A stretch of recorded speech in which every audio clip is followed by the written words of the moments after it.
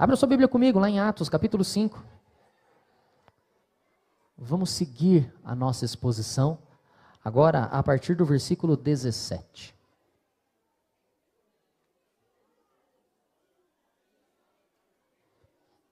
Eu espero um pouquinho, tá? Até para você conseguir se concentrar também na leitura. Dia especial, dia de festa. Tá grande o fluxo ali.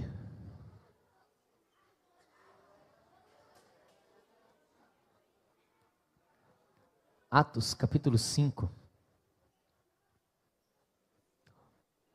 Versículo 17, nós iremos até o 42. Só que agora na leitura, vamos fazer uma leitura mais curta. Vamos ler do 17 ao 20.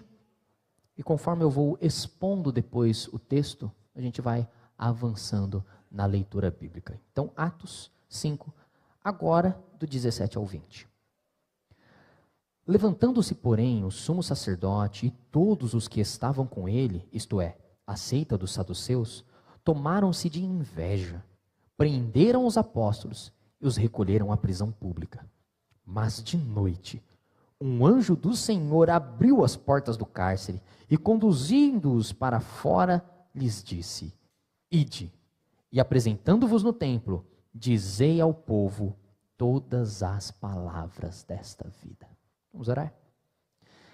Graças te damos, nosso bom Deus, pela tua palavra, que é viva e eficaz.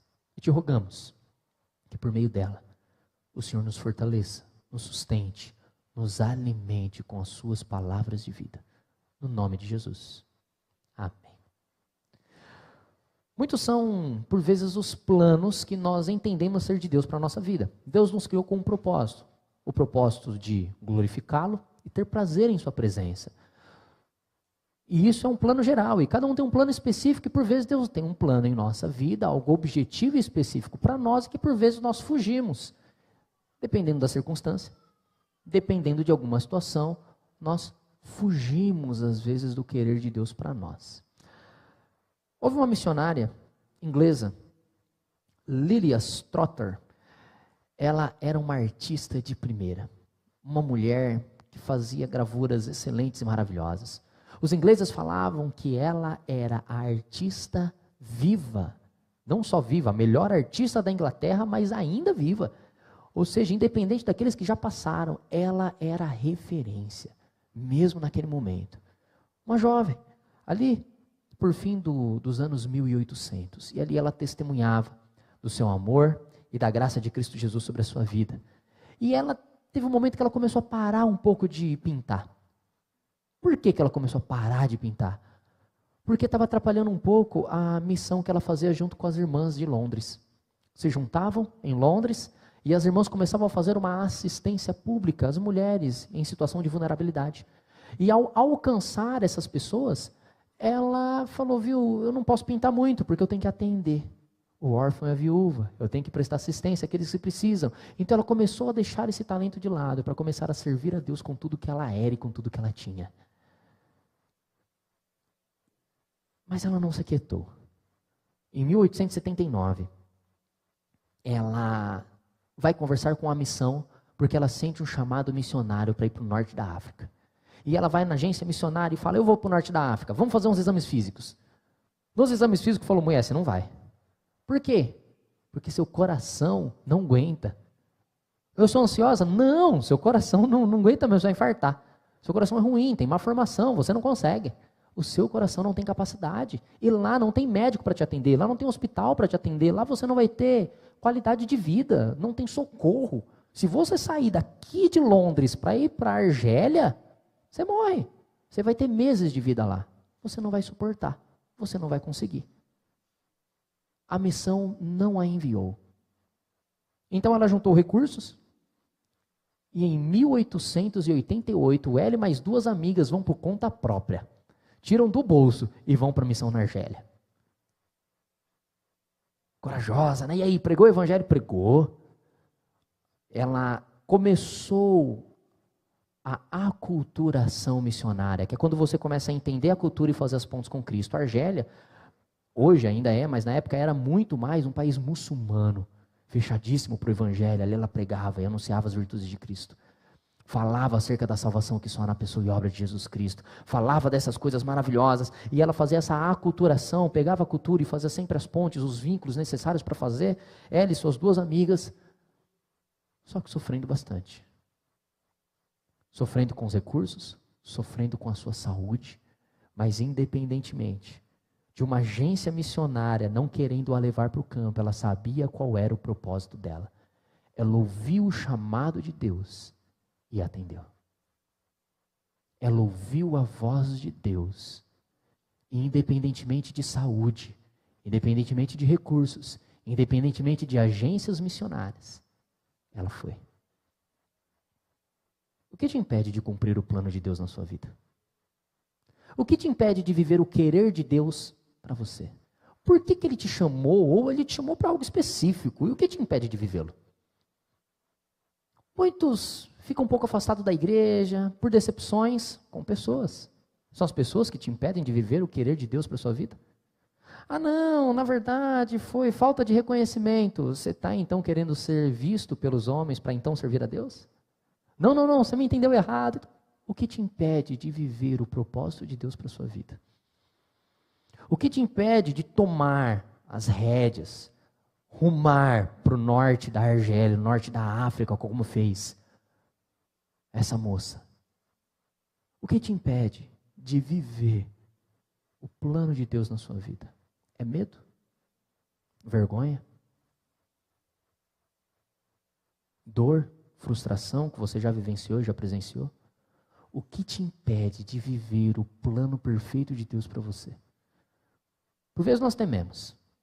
Tememos aos homens, tememos repressões, tememos dificuldades. E por vezes essas coisas têm nos minado, têm nos feito viver o plano de Deus para a nossa vida. Mas nós precisamos entender que o plano de Deus há de ser executado. A gente fala assim, não vai por bem, vai por mal, né? Normalmente a gente usa essa ideia. Não necessariamente dessa forma, mas aqueles que se dedicam para cumprir o plano de Deus em sua vida, Deus sempre supre. Deus sempre fortalece, Deus sempre encaminha, encoraja e direciona. Quem se propõe a viver o plano de Deus em sua vida, Deus sempre vai sustentar e direcionar. E é sobre isso que eles estão vivendo aqui, é sobre isso que está acontecendo com a igreja. Eles estão sofrendo perseguição pelo nome de Cristo. Eles têm um propósito claro, eles sabem o que eles devem fazer. Já foram presos uma vez, e acabamos de ler, foram presos de novo. Será que depois de uma segunda vez para? Será que depois de perseguição insistente, eles se acovardam e param? Veremos que não. Veremos que o crente ele é fiel ao seu chamado. E que independentemente das dificuldades, ele cumpre o plano de Deus para a sua vida. Fidelidade ao chamado, cumprimento do plano de Deus. O que vai acontecer aqui? Nós lemos já no versículo 17, eles vão ser presos. Eles estavam mais uma vez no pórtico de Salomão, onde Pedro e João já tinham sido presos, já tinham sido intimados a não falar mais o nome de Jesus, e foram dispensados. Para onde eles foram pregar pela segunda vez? No pórtico de Salomão de novo. Sem temer, audaciosos, eles vão lá de novo no pórtico de Salomão e começam a pregar, e tomados de inveja, a liderança judaica os prende, coloca na prisão pública, publicamente eles são presos, são envergonhados, eles são colocados numa prisão onde tem assassinos, onde tem ladrões, onde tem pessoas que não estão simplesmente desagradando liderança, pessoas realmente criminosas. Por que a perseguição acontece? Por que coisas assim acontecem? O que causa perseguição? Bom, aqui o texto fala claro, no versículo 17, eles estão tomados de inveja. Querer ter aquilo que o outro está tendo. O que eles estão querendo ter? O que os líderes judaicos estão querendo aqui que eles não tinham e que o povo de Deus tinha? Milhares de pessoas reunidas para os ouvir. No pórtico de Salomão, eles estavam pregando ao povo e já não conseguem mais se contar. A última contagem tinha sido 5.000 os que se acrescentaram. E agora não dá mais para contar. Quantos estão se convertendo? Não sei. Eu sei que a igreja já cresceu demais. Não dá para contar mais quantos membros há nessa igreja de Cristo.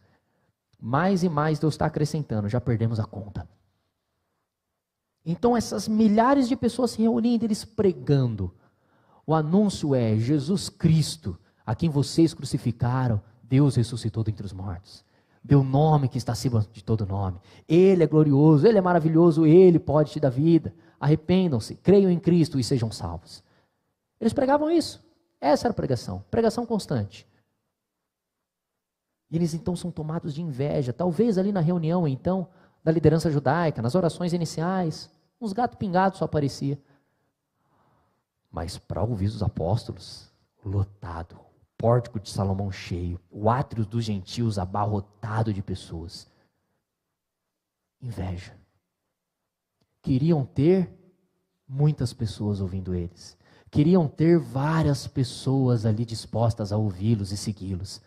O que eles estavam tendo aqui era inveja por querer, por desejar o que os apóstolos estavam tendo, sem correr atrás disso. Por vezes nós queremos fama e corremos atrás da fama.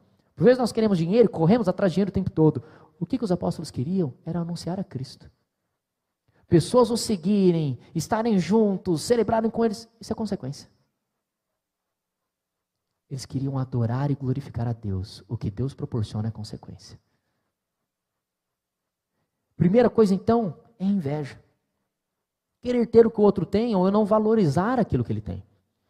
É cobiçar, é pecado. É cobiçar aquilo que o outro está tendo. É que nem mais ou menos de time de futebol. Os homens são assim, né? Por mais que é só um time brasileiro que está lá na Libertadores jogando, se não é o seu, você torce contra. É inveja só porque o time do outro está lá. Coração duro, não. E fica torcendo para perder e aposta contra. Olha, além de ter inveja, já está nas bets também, pecado também, apostando contra. Já não basta o pecado da inveja, tem o pecado da aposta. Para com isso. Pecado duplo. Por vezes nós não reconhecemos de fato o valor que um outro está tendo e nós invejamos, torcendo contra, e isso começa uma perseguição. Por que isso vai iniciar uma perseguição? Porque aqui, esse povo que os estão ouvindo, os apóstolos, já não estão mais seguindo os sacerdotes e saduceus. Então eles vão começar a seguir o evangelho, eles vão começar a seguir o caminho, eles vão começar a seguir Cristo. E isso é a mudança do status quo. Está mudando a sociedade. Eles estão perdendo poder. Eles estão perdendo influência. Eles estão perdendo o controle e o domínio.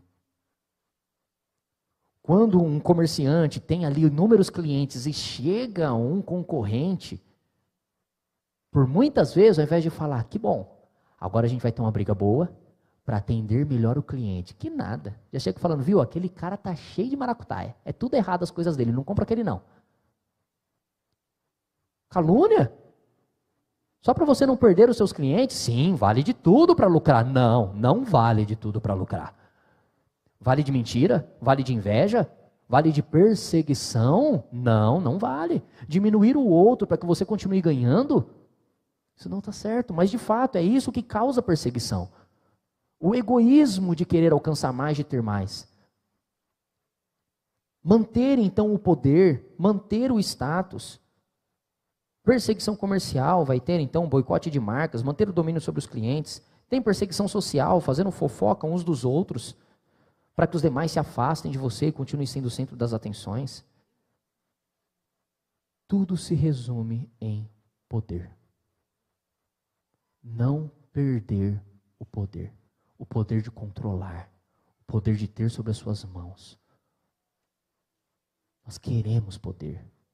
Nós queremos autonomia, nós queremos ser suficientes para nós mesmos. E quando nós começamos a perder isso, nós começamos a nos incomodar. Porque o nosso coração anseia e clama por mais disso. E aqui, enquanto eles começavam a pregar acerca do evangelho, eles estavam começando a perder o controle e o domínio sobre os judeus. Falando, a gente está perdendo os fiéis. O que a gente faz? Prende eles. Perseguição. Inveja. Mudança do contexto os faz ser perseguidos. E não só isso.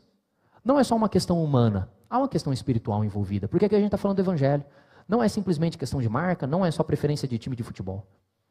Aqui a gente está falando do avanço do reino de Cristo Jesus. Então, com certeza, toda a motivação contra a igreja de Cristo também vem de Satanás. também vem do inimigo.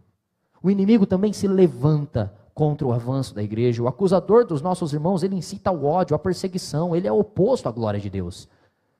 E se há uma igreja que glorifica a Deus, essa igreja é de ser perseguida pelo inimigo. Ele vai incitar, vai colocar pessoas ali dentro para que haja briga, haja confusão, haja calúnia, haja discórdia o tempo todo. É isso que acontece.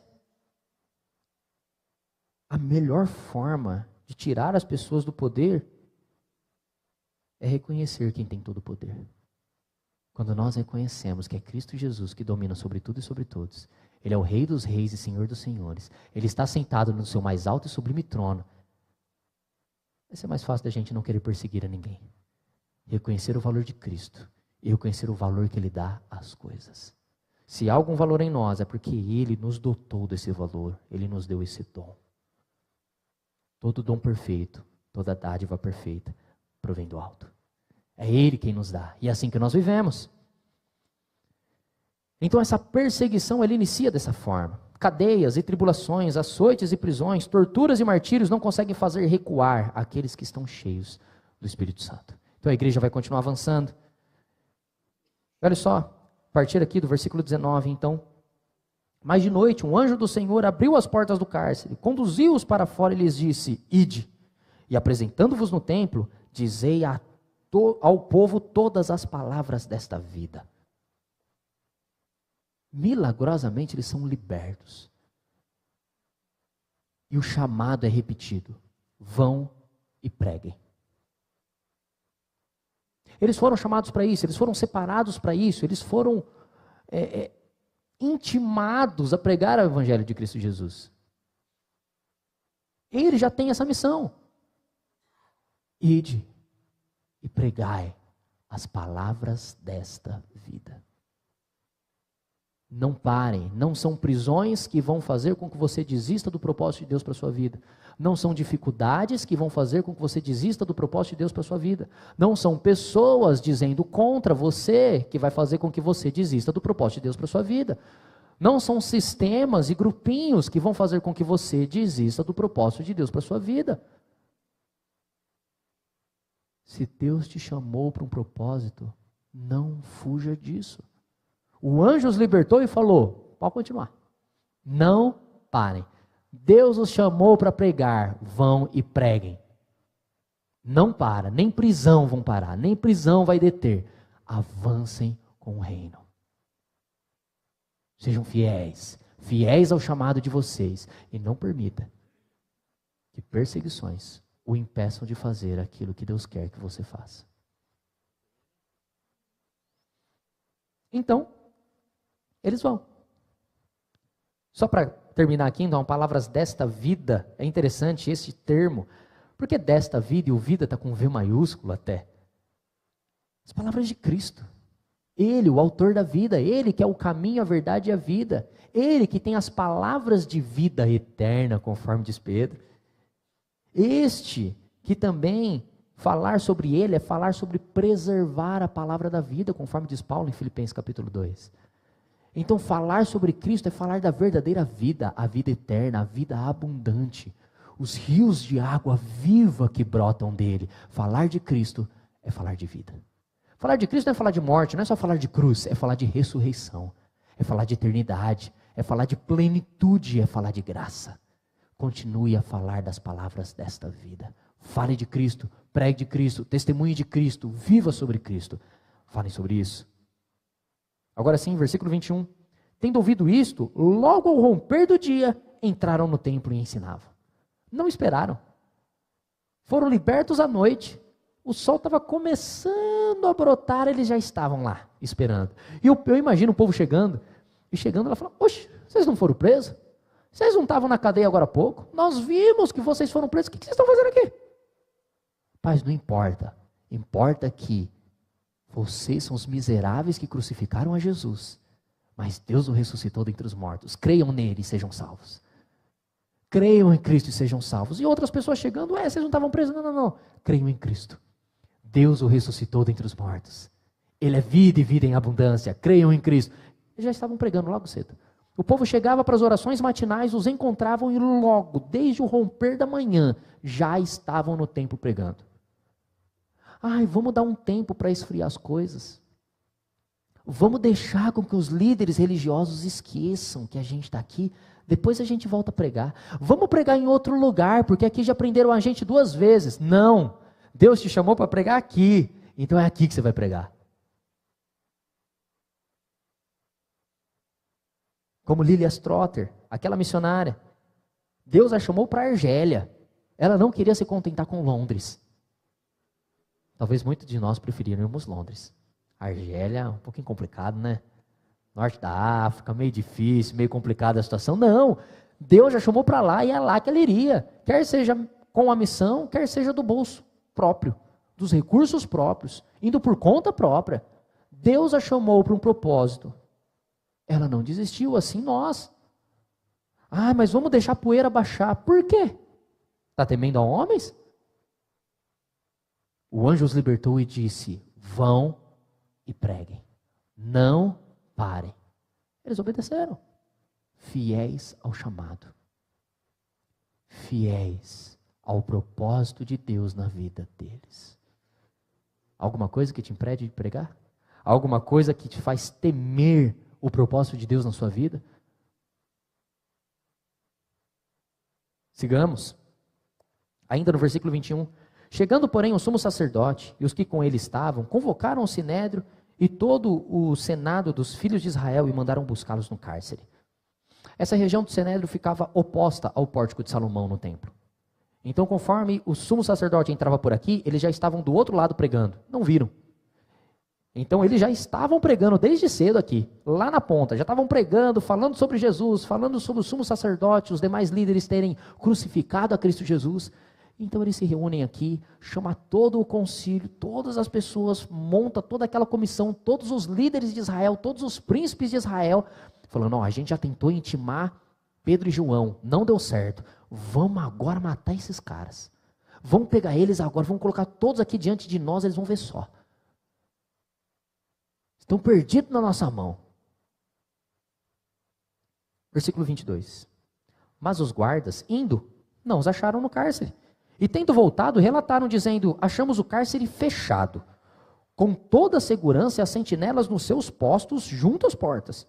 Mas abrindo-as, ninguém encontramos dentro. Quando o capitão do templo e os principais sacerdotes ouviram estas informações, ficaram perplexos a respeito deles e do que viria a ser isto. Eles chegaram, os cadeados estavam lá travados. As portas estavam lá trancadas. Os guardas estavam todos a postos. Abre cadeado, abre porta, abre cadeado. Entrou tudo, quando abre, cadê os homens? Cadê eles? Ué, não estão aí? Não, não estão. Como não? A gente prendeu sim, prendeu, vocês soltaram. Não, não soltamos. Não, não foi nós não. Cadê eles? Não sei. E sabe quando as pessoas ficam perplexas? Se fosse um crente, falava: glória a Deus, tá vendo? Deus pune a injustiça, prendeu injustamente, Deus liberta mesmo. É isso aí, Deus seja glorificado. Um crente diria isso. Mas os incrédulos, eles simplesmente ficam perplexos. Que será? Oh, e agora? Meu Deus, o que pode ser? Só fica conjecturando, imaginando algumas coisas, pensando o que poderia acontecer. Enquanto eles estão pensando, o que será que aconteceu? Mas não, deve ter fugido para algum lugar. Não, não pode, não, isso é um milagre, não tem como, não dá para explicar. E de fato, não dá para explicar. Milagre não se explica, se explicar não é milagre. O anjo os libertou. Como? Os fez invisíveis, os transportou por cima, abriu um buraco no chão, depois fechou. Não importa, importa que eles estavam presos e agora estão lá no templo pregando. De uma forma milagrosa, miraculosa, que não dá para se explicar como estavam na prisão. Agora eles continuam vivendo a sua missão. Eles ficam perplexos e nesse interim, versículo 25, alguém chegou e lhes comunicou: eis que os homens que recolhessem no cárcere estão no templo ensinando o povo. Falou assim: viu? Vocês estão procurando os homens, né? Eles estão pregando lá no mesmo lugar. Os bichos são abusados. No mesmo lugar que vocês prenderam 2 vezes, eles continuam lá. Do mesmo jeito que vocês fizeram, eles estão lá de novo. Eles insistem. Vocês vão ter que prender eles de novo. Ou desiste. Vocês não vão conseguir vencer, não. Eis que os homens estão lá no pórtico de Salomão ensinando o povo. Versículo 26. Nisto, indo o capitão e os guardas trouxeram sem violência, porque temiam ser apedrejados pelo povo. São trazidos de volta, só que o povo estava ali maravilhado, encantado com a doutrina e o ensinamento deles. Estavam ouvindo atentos, e se eles chegassem com a raiva que eles estavam, seriam apedrejados pelo povo. Porque eles estavam loucos, tomados de inveja, os perseguindo. Já tentou uma vez, não deu certo. Tentou a segunda, os homens fogem da prisão, não se sabe como.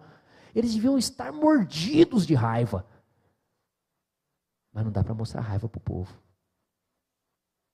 Seu Pedro, seus apóstolos, vocês não podem vir com a gente mais uma vez, por favor? Vem aqui, vamos lá no Sinédrio. Os homens querem prosear com você. Quer bater um papinho, vamos lá.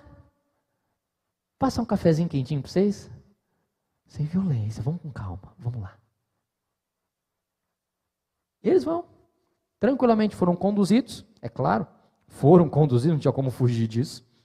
Versículo 27, trouxeram-os, apresentando-os ao Sinédrio. O sumo sacerdote interrogou-os, dizendo: expressamente vos ordenamos que não ensinasseis nesse nome. Contudo, enchestes Jerusalém dessa vossa doutrina, e quereis lançar sobre nós o sangue desse homem. Ele os afronta diante de toda a liderança, de todos os príncipes de Israel, talvez ali com o braço cruzado, cara de mal. Vocês estão nos acusando de matar esse Jesus, colocando sobre nossa mão esse sangue. Já falamos para não pegar no nome de Jesus, já falamos para vocês pararem com essa conversa de Cristo. Por muitas vezes somos intimidados a não viver a missão de Deus em nossa vida. Por vezes apontam o dedo na nossa cara e falam, já falei que não era para fazer. Enquanto nós sabemos, se Deus nos chamou para isso, é isso que nós faremos. Então, quando eles são intimados diante de toda a liderança, e ali são pressionados quanto a isso, a resposta de Pedro é simples. Versículo 29. Então Pedro e os demais apóstolos afirmaram, antes importa obedecer a Deus do que aos homens. Você me desculpa, sumo sacerdote, você pode falar o que você quiser. Deus me chamou para pregar o evangelho de Cristo, é isso que eu vou fazer. E não foi só o anjo que falou agora não.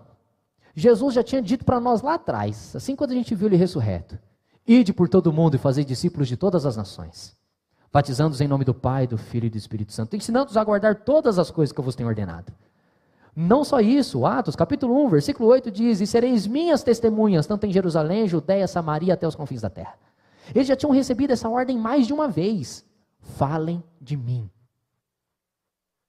Jesus já tinha dito para eles várias vezes de uma forma clara, preguem acerca do meu nome. A minha pregação continue levando, que o reino está próximo. Arrependam-se e creiam no Filho de Deus.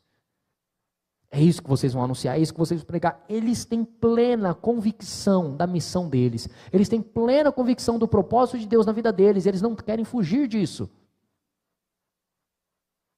Do que eu e você temos fugindo? O que nós estamos obedecendo mais aos homens do que a Deus? Quando nós falamos acerca desse versículo, esse versículo é citado inúmeras vezes, principalmente para falar acerca da lei dos homens. Enquanto a lei dos homens não contrariam a lei de Deus, não tem problema nenhum. Por mais que nós possamos achar injustas algumas coisas, ou abusivas outras coisas. Por exemplo, a alíquota de impostos. A gente fala, é muito pesado, carga tributária é ruim, é isso e aquilo. Jesus foi confrontado quanto a isso. É lícito pagar? Dá uma moeda. Quem que é esse rostinho aqui na moeda? É de César. Dá a César o que é de César, dá a Deus o que é de Deus. Você pode achar ruim, mas pague. Vamos pagar imposto aí, Pedro. Pega um peixe lá, ó, na boca dele está uma moeda, paga o meu e seu imposto. Está lá, no texto bíblico. É ruim, né? Eu sei, dói. Somos tentados a sonegar, somos tentados a mentir, somos tentados a esconder. Só que não é correto, não está contrariando a lei de Deus. Mas por vezes isso vai contra a lei de Deus. A lei dos homens às vezes vai contra a lei de Deus, como em alguns países onde você não pode ter uma Bíblia. Ou podem começar a aprovar algumas leis nas quais eu não posso falar algumas coisas de púlpito porque é politicamente incorreto. Bom, se isso acontecer, vocês me visitam na prisão. Vocês visitam? Por favor, me visita lá. Porque eu vou continuar pregando o evangelho de Cristo Jesus. Pastor, cuidado com esses temas. Tem eu e mais um que vai ficar preso, principalmente se for ideologia de gênero. Eu vou com mais um irmão aqui, a gente vai ficar lá preso tranquilo, cantando, que nem Paulo e Silas na prisão. Tranquilamente. E ele posta mais que eu, vai ser preso antes de mim. Mas olha só, se alguma coisa que Deus me manda fazer for proibido pelos homens, sofrerei pela causa de Cristo. Porque eu sei pelo que Deus me chamou, para pregar todas as palavras desta vida. E é isso que eu farei. Deus te chamou para quê? Também para testemunhar, também para o glorificar. Mas enquanto você o glorifica, o que Ele te chamou para fazer especificamente? É no seu trabalho que você tem que glorificar Deus e por vezes as pessoas dizem assim, viu, fala que eu não estou. Você vai mentir só porque a pessoa não quer atender o telefone? É que nem quando chega uma visita que a gente olha assim e fala para a criança, viu, fala que eu não estou. Está incitando a criança a pecar. Faça isso não. É melhor falar assim, viu, então você sai, porque eu vou falar que você está. Atendeu o telefone do chefe, o chefe fala assim, viu, fala que eu não estou. Então, chefe, você sai, porque eu vou falar que você está. Não vou ficar mentindo. Isso é uma coisa simples, sabemos. É simplista demais isso. Só que por muitas vezes nós pegamos coisas parecidas como essa e mentimos, blasfemamos, negamos o nome de Deus por temor de homens. Esse é um perigo, esse é um risco, mas para nós importa obedecer a Deus do que aos homens. Versículo 30. O Deus de nossos pais ressuscitou a Jesus, a quem vós matastes, pendurando-o no madeiro. Então assim, eles já tinham falado, viu, vocês estão colocando o sangue desse Jesus em nossa mão, e aqui ele fala de novo, vocês mataram mesmo, eu não estou nem aí. Digo mesmo, foram vocês que estavam no ouvido da multidão e falaram, crucifica, crucifica, o povo crucifica, crucifica. Vocês instigaram o povo a gritar crucificam. Vocês queriam que ele fosse maldito de Deus. Vocês queriam que ele tivesse o seu nome envergonhado. Vocês o quiseram envergonhar para que ele não pudesse ser lembrado, porque vocês estavam tomados de inveja e raiva. Vocês não só o crucificaram, mas também os fizeram ser odioso aos olhos de Deus e dos homens. Porque maldito todo aquele que for pendurado no madeiro. Vocês não quiseram simplesmente que ele morresse, mas que ele fosse tido como maldito, para não ser lembrado como Senhor e Salvador. Essa foi a intenção de vocês. Vocês crucificaram, querendo ter essa intenção, para que o nome de Cristo não fosse lembrado. Versículo 31. Deus, porém, com a sua destra, o exaltou a príncipe salvador, a fim de conceder a Israel o arrependimento e a remissão de pecados. Vocês quiseram envergonhar, Deus honrou. Vocês quiseram que ele caísse no esquecimento, ele é a palavra eterna, de vida eterna, jamais esquecido. Vocês quiseram rebaixar, Deus o exaltou e deu o nome que está acima de todo nome, para que ao nome de Jesus, todo joelho se dobre, toda língua confesse que ele é o Senhor, para a glória de Deus Pai. Vocês quiseram reduzir, Deus o exaltou. Eles sabem do propósito, eles sabem o que eles estão falando, eles estão firmes em sua missão, mesmo sendo intimidados por todo o sinédrio, eles permanecem firmes no propósito de Deus. Versículo 32. Ora, nós somos testemunha desses fatos, e bem assim o Espírito Santo que Deus outorgou aos que lhe obedecem. Eu não estou falando de coisas que contaram, eu vi, eu sei o que aconteceu. Eu vi vocês crucificando eles, e eu vi o meu Senhor ressurreto. Eu não estou inventando nada, eu sei do que eu estou falando. Eu prego aquilo que eu vejo, aquilo que eu falo, aquilo que o Espírito também testemunha no meu coração. Porque ele me outorgou o Santo Espírito. Em nome dele é que eu falo. Cheio de ousadia, cheio de toda a intrepidez, eles pregam. E diante disso, versículo 33, eles, porém, ouvindo, se enfureceram e queriam matá-los. Deviam estar rangendo os dentes, já pegando pedras, chicotes, açoites, falando, vou matar esses caras. Eles já estavam tomados de invejas e mandaram prender. Agora, com toda essa afronta diante deles, eles não se atemorizaram, pelo contrário, permaneceram fiéis. Esses homens se enchem de ira, se enchem de raiva, querem matá-los.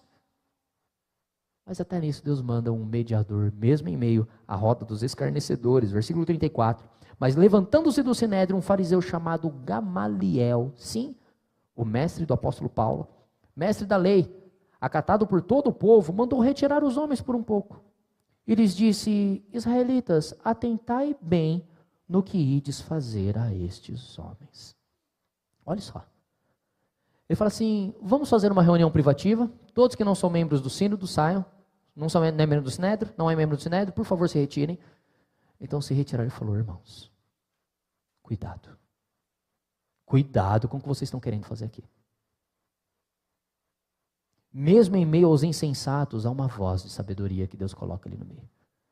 Mesmo em meio ao caos, mesmo em meio à roda dos escarnecedores, Deus pode levantar um com uma voz da razão, movido pelo Santo Espírito, para trazer luz em meio às trevas. Gamaliel se levanta. Versículo 35. Perdão, já lemos, 36. Porque antes desses dias se levantou Teudas, insinuando ser ele alguma coisa, ao qual se agregaram a cerca de 400 homens, mas ele foi morto. E todos quantos lhe prestavam obediência, se dispersaram e deram em nada. E esse aqui, alguns historiadores, até Flávio José escreve um pouco sobre ele, está por volta ali de alguns anos antes de Cristo, talvez no 6º ano antes de Cristo, esse homem de fato se levantou, foram dispersos. Cerca de 400 homens o seguiam e não deu em nada. Os soldados romanos o cercaram, ele foi morto, e logo seus seguidores se dispersaram, caiu no esquecimento. Versículo 37. Depois deste, levantou-se Judas, o Galileu, nos dias do recenseamento, e levou muitos consigo. Também este pereceu, e todos quantos lhe obedeciam foram dispersos. Nos dias de recenseamento, quando Jesus nasceu, quando José e Maria desceram da Galileia e foram até Belém, nesse mesmo recenseamento, um homem falou assim: mais imposto? Não, levantemo-nos contra o Estado. Fez uma rebelião. Mais uma vez os romanos o cercam, o matam, só que ainda há resquício desse Judas o Galileu. São os zelotes. Aqueles que são zelosos, eles continuavam lutando, tanto que Simão é um desses zelotes, que ainda é um desses discípulos de Judas. Judas, o Galileu. Versículo 38. Agora vos digo, dai de mão a estes homens, deixai-os. Porque se este conselho, esta obra vem de homens, perecerá. Mas se é de Deus, não podereis destruí-los, para que não sejais porventura achados lutando contra Deus. E concordaram com ele. O que vocês estão fazendo? Cuidado, homens. Vocês ficaram perplexos com as coisas incríveis que estão acontecendo. Estão acontecendo coisas maravilhosas. Estão acontecendo coisas inigualáveis. Vocês estão vendo coisas que nunca vimos antes. Aquele Jesus já fez coisas que nós nunca vimos. Um cego de nascença enxergar. Isso nunca tinha sido feito na história. O homem curou muitas pessoas, expeliu vários demônios. Agora os discípulos dele estão fazendo as mesmas coisas. Expelindo demônios, curando pessoas. Estão pregando em o nome desse Jesus. Vocês podem estar cheios de raiva. Mas e se eles estiverem certos? Vocês podem contrariá-los ao máximo. Você pode não aceitar a ideia deles. Mas se você estiver errado e eles estiverem certos? E aí? E se algumas coisas que nós brigamos enfaticamente, nós estivermos errados? E se por algumas vezes nós estivermos lutando contra Deus? Já vi um jovem com um ímpeto de falar assim: eu vou ser missionário, eu vou pregar o evangelho. Aí uns falam assim: não faz isso não, meu filho. Oh, é vida sofrida, rapaz, abandona isso. Por quê? Ô pastor, molequinho não sabe nem o que é da vida. Irmãos, eu sou pastor, vocês me machucam quando vocês falam um negócio desse. Não é pessoal não. Eu não vejo como pessoal, eu vejo como o evangelho de fato. Vede, os campos estão brancos para a colheita, mas falta trabalhador. Por vezes nós frustramos, nós Somos instrumentos de Satanás para frustrar os planos daqueles que querem ser ferramentas nas mãos do Senhor. Por vezes, querendo fazer algum ato evangelístico, alguma coisa ou outra coisa, a gente fala, já tentei isso, não deu certo, desiste disso. Por quê? Não deu certo com você, não pode dar certo com o outro? Por muitas vezes, nós freamos o propósito de Deus na vida dos outros, nós lutamos contra Deus. Às vezes as pessoas estão dispostas a servir a Deus com seus dons e bens, e a gente fala, viu, não vai dar certo, para com isso. Tiramos a pessoa do caminho adequado e certo. Deus o chamou, Deus o instruiu, e nós queremos negar a Deus, falando, não, Deus não te chamou para isso não, senta aqui. Isso é perigoso demais. Gamaliel tem esse senso, ele tem esse conhecimento, ele tem esse receio de lutar contra Deus e contra a vontade de Deus. E fala, cuidado, se for de homens, isso vai acabar. Se for de Deus, vocês não vão poder frear e vocês vão estar lutando contra Deus. Lutar contra Deus é sinônimo de fracasso. Não dá, todos perdem. Ninguém luta contra Deus, nem Satanás. Satanás é um dos servos mais obedientes. Deus manda, ele obedece. Nem Satanás luta contra Deus. Você vai querer lutar? Faça isso não. Incentive, motive, anime, pondere, mas não lute contra o Senhor. E o que acontece então? Eles estavam com seu coração cheio de ira, cheio de raiva, querendo matar os homens. Vem Gamaliel dar essa palavra e eles falam, verdade, né, Gamaliel? Verdade. Mas Gamaliel, eu estou com raiva desses caras ainda. Eu não aceito isso, eu não quero isso. Traz eles aqui. Versículo 40. Chamando os apóstolos, açoitaram-nos e ordenando-lhes que não falassem em nome de Jesus, os soltaram. Eles estavam bravos, eles estavam irados, então eles não simplesmente soltar, é verdade, né, Gamaliel? Deixa eles ir, deixa eles ir. E nada. Eles queriam matar, falou, não vai passar barato não, está apontando o dedo na nossa cara, está falando que foi a gente que matou Jesus, vem aqui, ajoelha aqui, dá uns açoites, vamos dar uma chicotada nesses caras, vamos mostrar quem manda aqui, vamos mostrar quem tem poder, quem tem domínio, vamos mostrar de quem que é o templo é nosso, é a gente que ordena, é a gente que comanda tudo isso daqui, vamos mostrar para eles. Açoitaram. Não pregue em nome de Jesus, vão embora.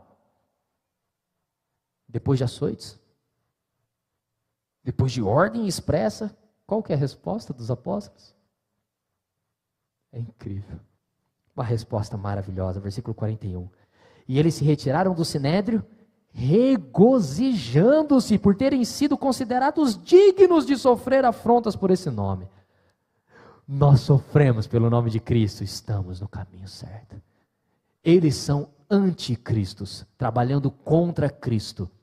João usa essa palavra no plural. Tudo aquilo que trabalha contra a glória de Cristo, contra Cristo é anticristo. Então eles estão agindo como anticristo, eles se acharam dignos de sofrer pelo nome. Nós fomos dignos por sofrer no nome de Cristo. Nós somos bem-aventurados, porque assim diz a última bem-aventurança, bem-aventurados sois vós, quando por minha causa vos perseguirem, vos injuriarem e mentindo, disserem todo o mal contra vós. Regozijai-vos e exultai, porque grande é o vosso galardão nos céus.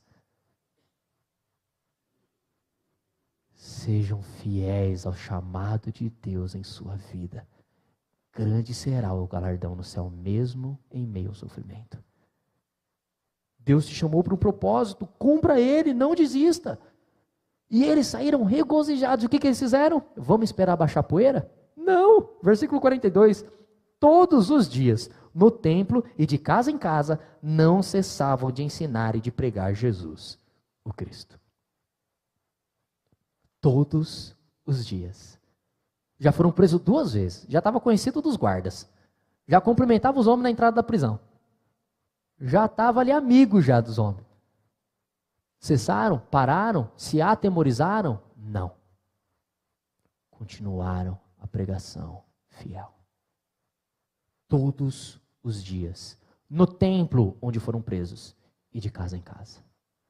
Onde que a mensagem de Cristo precisa alcançar? É lá que estaremos. Fui chamado para isso. Onde eu preciso ir para cumprir o meu propósito? É lá que eu estarei. É na Argélia, no norte da África, como a moça missionária? lá estarei. É aqui em Itapeva, cá estarei. É servindo ao Deus em algum ministério da igreja, lá estarei.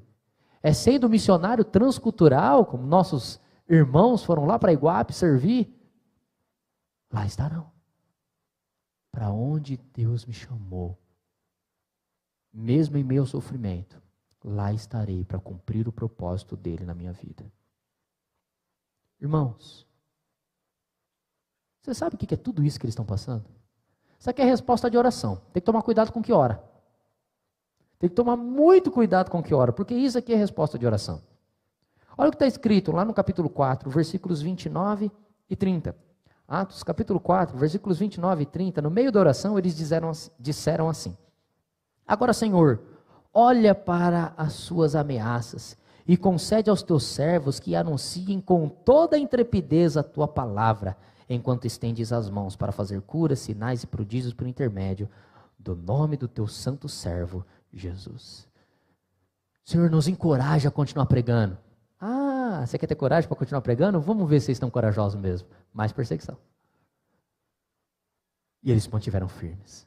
Resposta de oração. Eles quiseram ser fiéis e continuar pregando o nome de Cristo. Deus deu oportunidade para eles serem fiéis e continuarem pregando em nome de Cristo.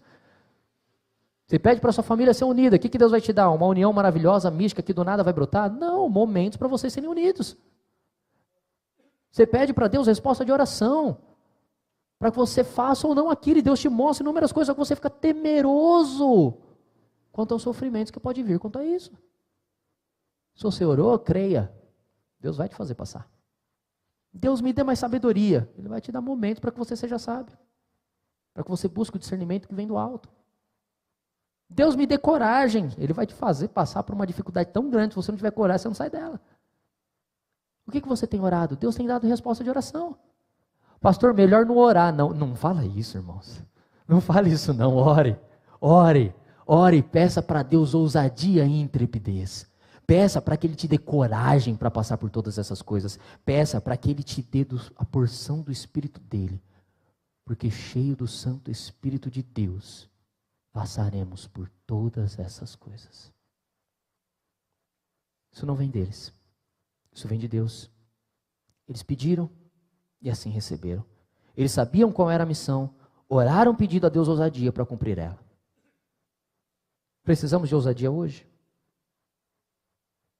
Aquela moça, Lilia Strotter, enfrentou uma luta interna diária com seu coração doente. Constantemente ela ficou doente, teve que ficar internada várias vezes. Enquanto os médicos davam meses, talvez alguns anos de sobrevivência na Argélia, ela viveu 40 anos na missão, pregando para a honra e glória de Deus lá, não fugindo do seu chamado, sofrendo. Sim, sofrendo uma saúde precária, sofrendo um ambiente precário, sofrendo o calor, sofrendo o sol, sofrendo escassez, mas pregando o nome de Cristo, sofrendo pelo nome de Cristo. Este é o propósito daquele que foi salvo na pessoa e obra de Cristo Jesus. Outros missionários também sofreram dessa mesma forma, como David Livingstone, outros também, mas também as pressões externas para abandonar a missão os atrapalharam, eles olham para si mesmo, e por vezes a gente fala, viu, você tem que ter um tempo seu, você tem que descansar, você tem que olhar para si, você tem que seguir um pouco seu coração. Não faça isso. Seu coração é desesperadamente corrupto. Seu coração é ganancioso, seu coração é mau, seu coração precisa de Cristo. O tempo que você precisa é para investir no relacionamento com Deus. O tempo que você precisa é para se aprofundar na palavra. O tempo que você precisa é para ser transformado, para viver mais de Deus em sua vida, para que você tenha coragem e ousadia para enfrentar esses momentos. É disso que eu e você precisamos. De mais e mais de Cristo. Ser cheios de Cristo, repletos de Cristo. Sua missão é glorificar Deus. Como você faz isso? Do que você tem fugido? Do que você tem se atemorizado? Qual a missão que Deus te deu e por conta de homens? Por conta de localidade, por conta de dificuldades, por conta de crises financeiras, por conta de crises de saúde, você não tem cumprido a missão de Deus. Ah, deixa eu só melhorar isso daqui, aí eu começo a trabalhar para o Senhor. O que você está postergando? O que você está retendo que é de Deus, está segurando para si? Até quando você vai fugir da vontade de Deus para a sua vida? Viva. Pastor, é duro. Eu sei. Pastor, cumprir a vontade de Deus assim para a minha vida não é tão simples. Eu sei. Eu sou pastor, gente. Eu sei bem o que é isso. Sei muito bem o que é isso. Abrir mão de muita coisa para servir única e exclusivamente a Deus. Eu sei o que é. Mas saiba de uma coisa. É glorioso. É maravilhoso. Não por aquilo que Ele te dá. Não pela recompensa. Mas por ver a glória de Deus sendo manifestada através do ministério que Ele faz, usando você como ferramenta. Isso é maravilhoso. Isso é incrível. Não tenha medo de viver o plano de Deus para a sua vida. Não tenha medo de homens. Não tenha medo de ameaças. Não tenha medo de finanças. Não tenha medo de falta de recursos, qualquer que sejam. Não tenha medo da saúde. Vivam para a glória de Deus, independente das dificuldades e circunstâncias. Foi para isso que Deus te chamou. Foi para isso que Deus te redimiu. Foi para isso que Deus te trouxe. Para glorificá-lo acima de tudo e de todos. Se você puder, fique em pé. Quero orar com você. Os nossos pequenos estão lá embaixo, não voltam para cantar, né? A gente encerra com eles lá e encerraremos aqui também. Deus Santo, nós te agradecemos por tua palavra, que é viva e eficaz para nos fazer discernir. Te peço, ó bom Pai, faça com que o teu povo discirna acerca do teu querer para a vida de cada um. Ó Pai, alguns têm fugido da comunhão com o Senhor. Alguns têm fugido, ó Pai, de viver um compromisso íntimo contigo, ó Pai. Alguns, ó bom Deus, têm fugido do ministério no qual o Senhor os chamou para servir. Alguns, ó Pai, têm se acovardado diante das pessoas falando sobre eles. Alguns, ó bom Deus, têm tido dificuldades financeiras e de saúde. Isso os fez parar de trabalhar para o Senhor. Ó Pai, o que nós te pedimos é que o Senhor dê para todos nós intrepidez, ousadia, coragem para continuarmos vivendo o teu querer para a nossa vida. E ó bom Deus, se tem alguém que não conhece a Ti, não tem a Cristo como seu único e suficiente Salvador, traga esse coração para o teu trono de glória e graça. Faça, ó bom Pai, com que seja transformado, moldado e capacitado para viver para o glória do Senhor, para viver única e exclusivamente para Ti. Rogamos-te, ó bom Deus, que o Senhor transforme, molde e dê coragem e ousadia para viver a graça de Cristo Jesus em sua vida. Bom Deus, ajuda-nos a contemplar a beleza da salvação. Ajuda-nos a aproveitar da sua vontade para nós, que é boa, perfeita e agradável. E permita-nos, ó bom Deus, nos alegrar, jubilar, regozijar-nos em sua presença, cumprindo o teu querer para nós, em o nome do nosso Senhor e Salvador Jesus Cristo. Rogamos-te que o Senhor nos leve em paz aos nossos lares. Faz-nos desfrutar de uma semana abençoada em sua presença, vivendo para a honra e glória do Senhor, ó Pai, em sua presença. Nos dê coragem e ousadia para viver essa semana para o Senhor, não somente para os nossos interesses, não somente para os nossos próprios propósitos, mas para que através da nossa vida o Senhor seja glorificado, para que através do nosso trabalho o Senhor seja glorificado, para que através dos nossos relacionamentos sociais o Senhor seja glorificado. Ajuda-nos nisso e permita-nos viver com ousadia o teu plano para a nossa vida, em nome de Jesus. E a graça do nosso Senhor e Salvador Jesus Cristo, o amor de Deus, o nosso Pai, e a eterna consolação do Santo Espírito de Deus, repouse sobre vós, que sois povo de Deus hoje e para todo sempre. Amém.